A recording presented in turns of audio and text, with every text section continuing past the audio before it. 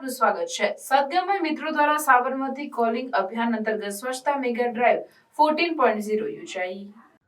Sabarmati calling સ્વચ્છતા અભિયાન અંતર્ગત Gandhinagar municipal corporation, Gir foundation અને નેચર ફર્સ્ટના લોકો સહયોગી બન્યા।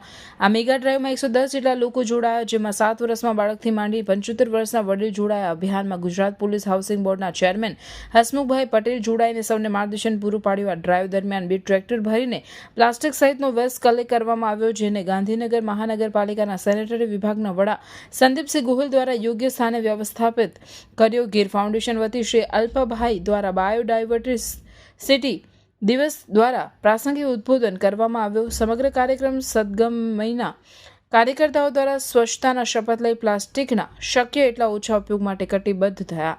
અત્રે ઉલ્લેખનીય છે કે સદગમય મિત્રો દ્વારા છેલ્લા 2 વર્ષથી સાબરમતી નદીના કિનારે પ્લાસ્ટિક કચરો એકત્ર કરીને ગાંધીનગર મહાનગરપાલિકામાં યોગ્ય સ્થાને જમા કરાવે છે। આ ઉપરાંત ચોમાસાના સમય દરમિયાન વૃક્ષારોપણ પણ કરવામાં આવે છે અને નેચર વોક કરીને બાળકો સહિત યુવાનોને પ્રકૃતિ વિશે માહિતગાર કરવામાં આવે છે।